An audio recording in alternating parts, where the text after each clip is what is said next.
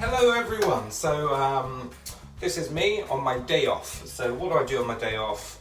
Love to go hiking or go for a walk, so I'm going to do that today. Maybe not a big mountain hike, but there's a beautiful historic old moat, 13th century moat close by, which I'm going to go and visit. But as a chef, as you know, I like to cook. And I like to prepare ahead. So today I'm going to make some pizza dough. So lots of you have bought a pizza oven over the last year or so, especially over lockdown. A lot of you are not making your own dough or are not sure how to make a really good pizza dough. Now there's many different versions of a pizza dough. I'm going to show you my simple plain white pizza dough, okay? And I'll show you the process of that while we enjoy a wonderful afternoon, okay? So to start off with, I've got about 200 mils of warm water in here. Now, not hot water, this is warm water. And you want slightly warm water because I'm using dried active yeast. You can get that from most supermarkets. So this is 7 grams, right? So that's going in there, okay? Now I like my pizzas to have a little bit more rise. So I'm gonna put probably about another 2 to 3 grams in there. So in total, we're looking about 9 to 10 grams yeast, okay? And then we're just going to give that a quick stir, like so, okay?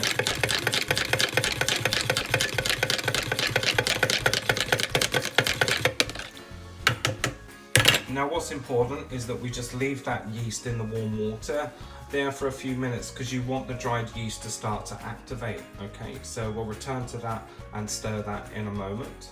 Okay, we've got some strong white bread flour here. You can get that from most supermarkets. Please do not use plain flour, okay? Use strong white bread flour, okay? And I'm looking for about 500 grams, okay? And this is gonna make about 4 pizzas, okay? So 4 pizza bases, 490, 96, 500, 502. Doesn't matter if you've got a couple of grams over or under, it's just a pizza dough, okay? So let's get that off the scales. Okay, so we've got our flour in our mixing bowl, and I'm gonna add in a punch of salt. So that's about a teaspoon of salt, okay? Not sea salt, you want coarse, fine salt, okay? And I've got some caster sugar, okay? And again, we're looking for just about a teaspoon of that in again. So let's pop that in. And why do we put sugar in there? This helps the crusting of the pizza dough. That a little mix because you want to get the salt and sugar evenly distributed amongst the flour. Okay, and then we'll create a well in the middle. Okay, oh well, as they say. Okay, and now we're going to grab our yeast again and just give that another stir.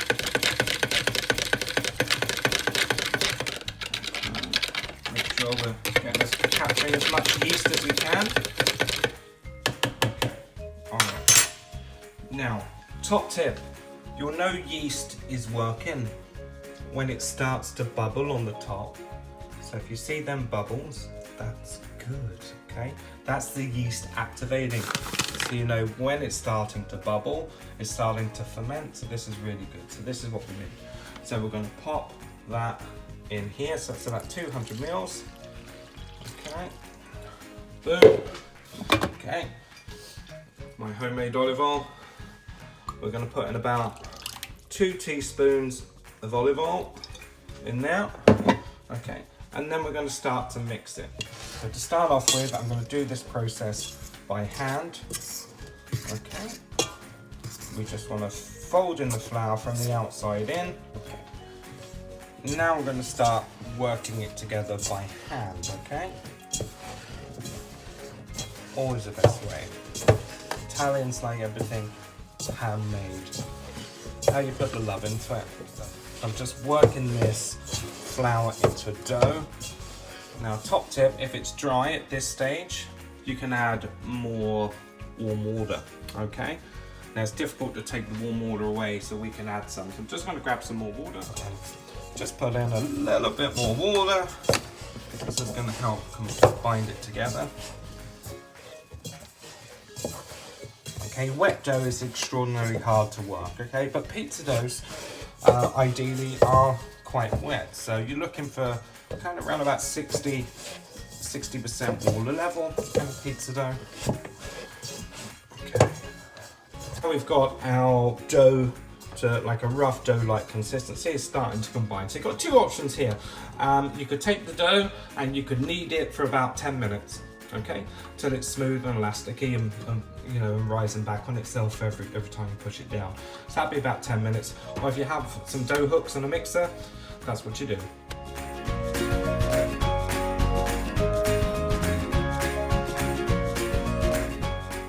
So now we have our dough ball out the mixer. I probably put in an extra around about 100 mils of water in there, but slowly, so it wasn't too wet to handle.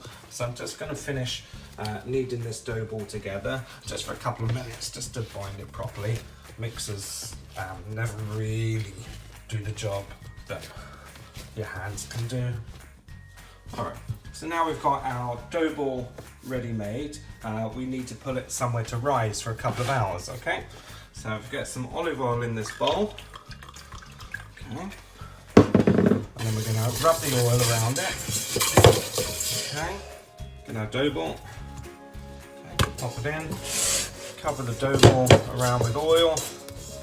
Okay, just rub it around in there for a minute. Get lots of oil up on the sides. Okay, like so. Okay, and then what we're going to do, we'll put a lid on that. That's the pizza dough left to rise. So at this stage, we're free for a few hours. There's no rush to come back in exactly an hour and a half or 2 hours for pizza dough. Let it rise, it's no big swing, okay? There's a couple of stages to this, but we'll get to that. But really simple, that took me about 10 minutes. And yeah, we'll let it rest and we'll go out and have some fun. So I've just arrived at this curious sign just here at the back end of Lisburn. Okay, and it's Duneight Motte Bailey. So, and it leads down this little path. I've parked up just down there. Doesn't appear to be any parking here, but I like that because it's off the beaten track. So let's go and have a look. Let's check it out.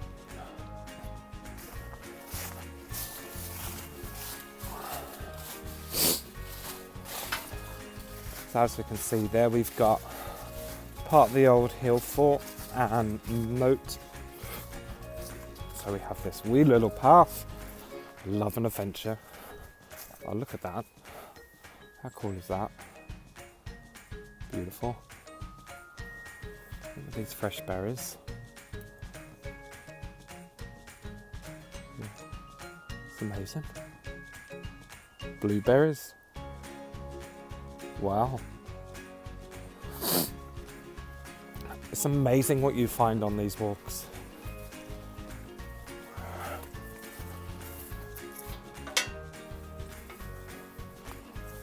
Alright, let's shut this gate. So, Duneight Motte Bailey. So, right, what we can see here, and you'll see by the shape of the moat, so there's the top end of the moat, so there would have been the dwelling up there, whatever that may be, something fortified, and the moat would have been down here. This is the moat, comes all the way around here, and part of it's been filled in, but the moat used to come around here. Now if you're looking for the way people used to go up, you can see it in the lay of the land. There's the path, so we're going to go up there.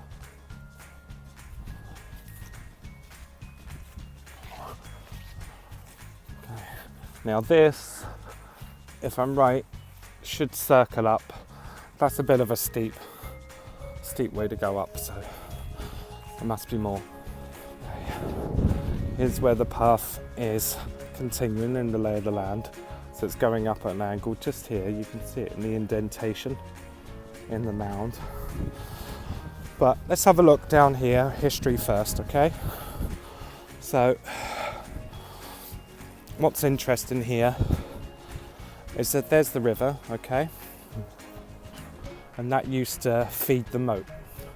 So this has been filled in to a degree, but that used to feed the moat all the way around, okay? climbing phase. Here we go. This is actually a little bit steep, this mound, but let's see if it becomes clearer when I get to the top about what used to go on up here. Okay, so let's follow this path. Comes across here. Here we are. There we are, and we're going up in just kind of a round circular motion. Oh, another chefy point of view. We have a mushroom. Oh, there. Now, yellow top on it. Now, I know a lot about mushrooms, but I'm no expert. But generally, if it's got bright colours on it, that's not one that you want to eat. So we'll leave that one be.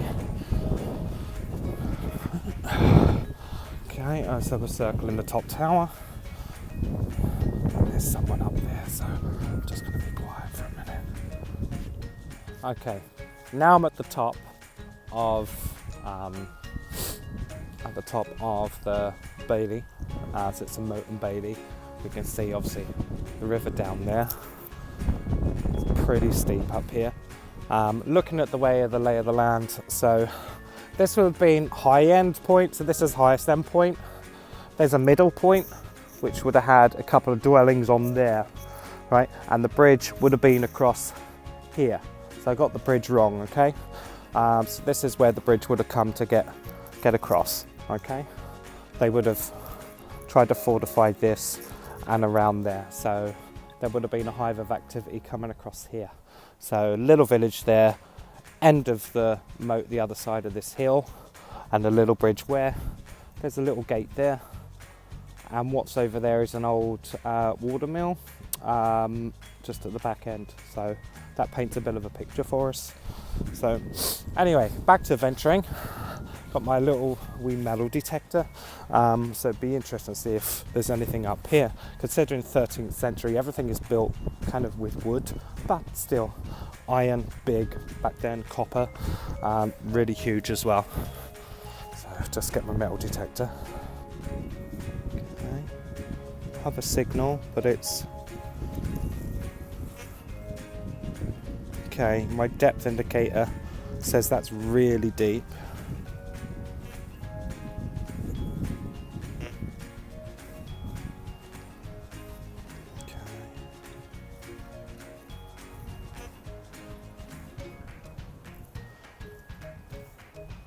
So as with any protected site, you can't just turn up and dig, you need special permission. But the metal detector's given me some good indication that there are probably some historical finds up here. Like anything, you've got to do things the right way and get permission if you want to put a trail in the soil or a shovel. So my next point of call from the metal detector is down on this next level. Because I have reason to believe there's probably more activity down there. So we're getting a nice two-way repeatable signal here on the mound. So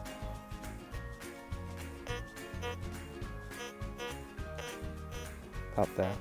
So this is in line with that. So you'll have this probably like through the pathway and the bridgeway there with the mill just down there. So yeah. Maybe something fell off the back of a cart on the way up to the mound, but this mound that I'm in would have had maybe 2 or 3 dwellings on it, so that could be anything down there.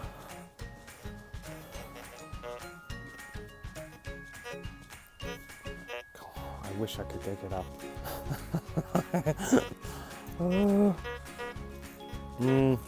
So tempting just to get the trail out and go for it. So I'm just following what I think is the old pathway through here and just seeing if there's anything. I'm now going to walk into one of the moats just to see if threw anything in.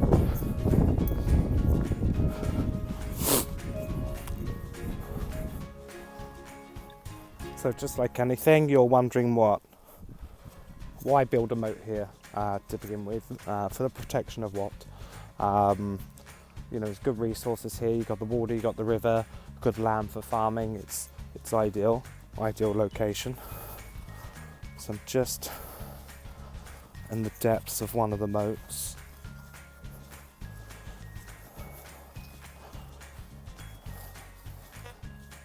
Oh, oh, we have another hit. That's a good strong hit. Depth-wise. Oh, okay, it's going mad. We're gonna mark this one. Okay, I'm gonna have a look. Okay, what do we have? So it's a really strong signal. So it stand out, but it wasn't that deep. So I thought, okay, I can just scratch the surface and just have a look. So under just one top little bit of grass. So we didn't really dig, just lifted a bit of grass. We have crush can of shandy bass. we'll leave shandy bass to it. Not quite what we were hoping for, but the signal gave it away because it really wasn't that deep. So it would be a lot deeper. This would have all been muddy and downtrodden, so things would be at least a foot deep, minimal, to be of worth. But good bit of history there. Someone was once here and drunk a shandy. If you're going to drink a real drink. Come on. So I've just come across the old sign for Duneight Motte and Bailey. Okay, so I've just had to scrape this off because it was actually covered in this horrible just mould and mildew, so it's not good. So we've got some history about the moat. Okay. It's a stronghold of the Dough Fiach. Sorry, my Irish isn't that good. So he was the King of Ulster. Okay, the royal fort is mentioned in the Irish annals in early 11th century, in 1003. So it actually dates back quite a lot. Okay, there was fighting here at Duneight when it was attacked by Senor England forces in 1010. Okay, so if that was attacked, no wonder I'm getting metal detector hits all the way around that. Okay, the fort was burnt and destroyed. Okay, well, yeah, in 1010. So it was burnt and destroyed in 1010. Okay, excavation of the Bailey in 1961. Okay, and confirmed the enclosure. The ridge, I'm trying to read this, it's really bad. It was a very well defended stronghold. Archaeologists also discovered part of a Bronze Age collared urn. Okay, and crematorium burial. Okay, and flint tools. Yeah, because that's interesting, because right at the top I was getting a good hit that was quite deep at the top and a bit bronzy in terms of the beeps that I was getting. So there could still be stuff here. But glad to see it's been excavated anyway. Right, so we've entered in, we've come into it around here, this side, okay, round the back, okay, and here is the Bailey, okay, which I was just standing on there a few minutes ago, okay, where it looked like you had some buildings, and there was the bridge that went across the moat, okay, down to the mill a bit further down. Okay, and then of course up the top of the moat. Sorry, yeah, up the top of the fort that we stood on. So we were up there. We've come down here, and then we've stood on the Bailey. Okay, we've metal detected here. Got a hit up here. Got a couple of hits up here. We found a tin can. Yeah, shandy bass down in here. And we haven't checked the bridge yet, but yeah, good bit of history. So yeah, goes back, first mentioned in 1003, so that's, yeah, 11th century, 10th, 11th century, good bit of history here, and there was fighting here, so yeah, well worth coming back again if we have permission to excavate, but we don't, so we don't dig, I'm afraid. Okay, you scratch the surface but you can't dig, and that's us and the Bailey. So anyway, let's get back to cooking. So I'm gonna rush back home and we're gonna check our pizza dough and see how that's happening. Okay, so we're back, and yeah, so beautiful walk in the countryside and a good bit of adventuring, so that's what I do in my spare time. So let's have a look at this dough. Ta-da! So it's risen nicely. So we're going to get that out and we're going to start kneading out. So I'll show you what to do now. Right, so we've got our dough, okay, and we've just gently pulled that out of the bowl, okay, not to disturb it too much, okay. And then this is a dough cutter or pastry cutter, okay, so we're going to cut that into pieces like so. Okay, so one. As I said, don't panic if you've been out for more than a couple of hours. It's rising, it's rising. You see the yeast is working in there, so the yeast is more than active, okay? So it needs another knead. So I've got 4 pizzas, maybe not all equal sizes, but it doesn't really matter. But let's start with this one, okay? So what we need to do, we need to work it again because it's covered in oil, okay? And we need to bind it all together, okay, into a small dough ball. Okay, so we'll do this now. Okay.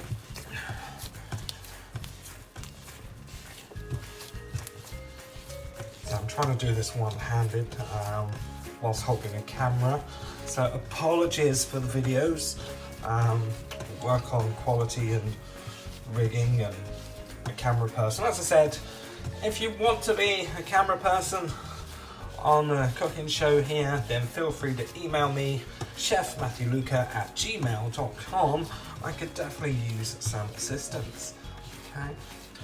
And there's, of course, you can find me on Facebook, Chef Matthew Luca, or just Matthew Luca. I'm on Facebook, you'll come across it, okay? Instagram, if you like Instagram, Instagram's good, so it's Chef Matthew Luca on Instagram, okay? So feel free to have a look and see what's going on there. So right, so we're working this. As you can see, it's working in nicely. Okay. So we reworked the dough, all the oil's worked into the dough, and it's basically ready. Okay, so that's one dough ball, okay? So what we're going to do with that, okay, you've got 2 options, okay? You could put that on a floured surface, okay?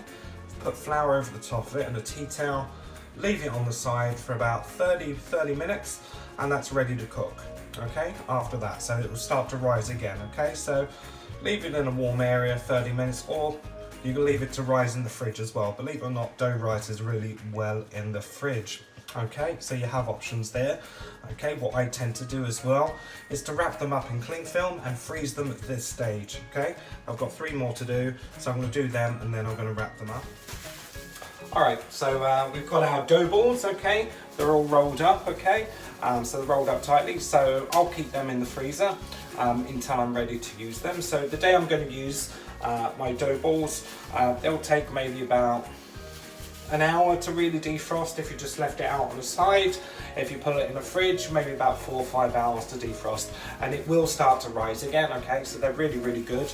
They'll stay in the freezer for up to about a month, okay? So prepare in advance, so that's 1, 2, 3, 4 pizzas whenever you want, okay? So that's really, really good. If you wanted to just put them in the fridge, they'll start to expand in the fridge. So the cling film will become really, really tight and big, okay, which is good. So if you wanted that later on this evening, you just pop that in the fridge, leave it there, and later on take it out the cling film and then put it on some flour and start rolling out pizza dough, okay? So the next step of this crazy adventure is to make a pizza. So we're going to do that. Okay, so pizza making time. So under here, I've got pizza dough. Here's one I prepared earlier. Okay. So that was one that I froze a few days ago when I made another pizza. I let it defrost, I put it on the side. It's still very active, it's still trying to rise. There's many different ways of expanding a pizza, rolling it. There's spinning it up in the air, stretching it out. There's rolling it out from the outside in or the inside out. I'm going to show you a real simple way on how to do that, okay? Alright, so we've got our dough ball here, okay? Alright, and it's on a lightly floured surface, okay? You can put other things on the surface. It hasn't got to be flour. You can put polenta flour on there as well, which is really, really good. Adds a little bit of crust. So I'm just going to go with a rolling pin. Press it down a little bit, twist. Press it down a little bit, twist. Press it down, twist. Press it down, twist. Press it down, twist. Press it down, twist. Press it down, twist. And so on. So the The idea of the press it down and twist is to ensure that your pizza is kind of round and circular and not square. Now, I'm not looking for a perfect circle pizza, but it's a good start. Now at this stage, okay, when I've done that kind of half the way, so I'm not going to do that all the way around because I want to do it by hand. I'm going to start twisting it out with my hands. This will make it, so I want to finish it off by hand, just twisting and moving it, okay? Then it's ready to go on the pizza tray. If for whatever reason at this stage when you've rolled your pizza dough here, okay, mine's not perfectly round, I don't care, I'm going to eat it, okay? It's authentic pizza, okay?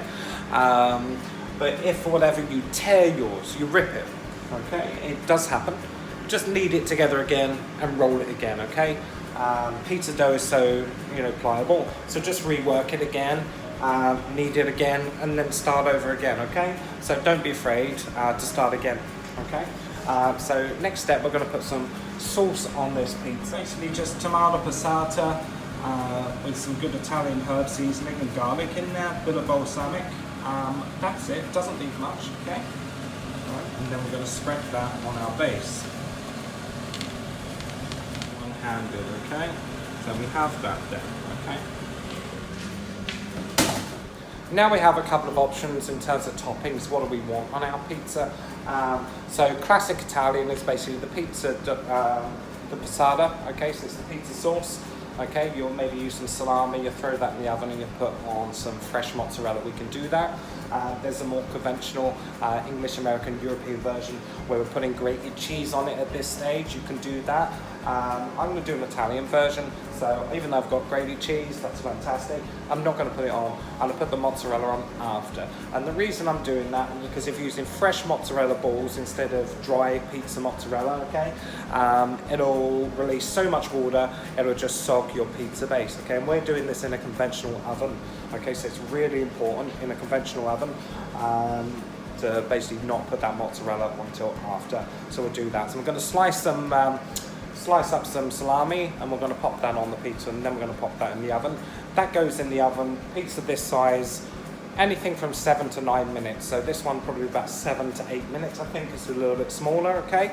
On basically about 250, so about 230. So just turn your oven right up, okay? Keep an eye on it after about 5 minutes and see how you do it. So I've just sliced some salami. This is a really good, just a simple salami. It's not too spicy at all, just pretty mild salami. And I get this in Lidl and it's like £3.69, and look at the size of that, okay? I wish mine was that big, but it's not. But good salami. So we've got that on the pizza here, okay?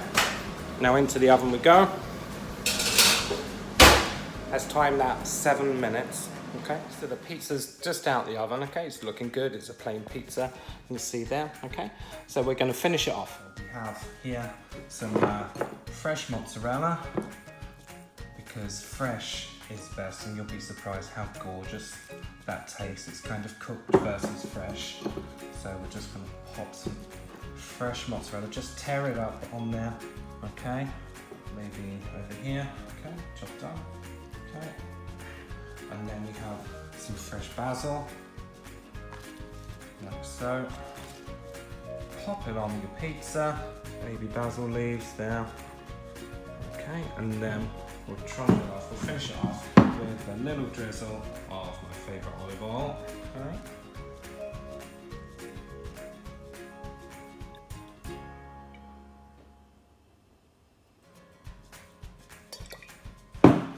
Like that. So there's our pizza.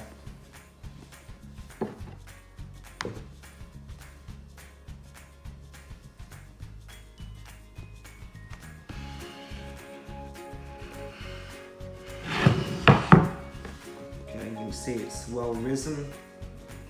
The yeast is working and it looks phenomenal. Buon appetito for the pizza, which is fantastic. Look at that. So I'm going to enjoy that after a long day, enjoying the countryside, making a little bit of dough. This is me I'm sorted. Thank you for watching, and we'll see you again at the next video.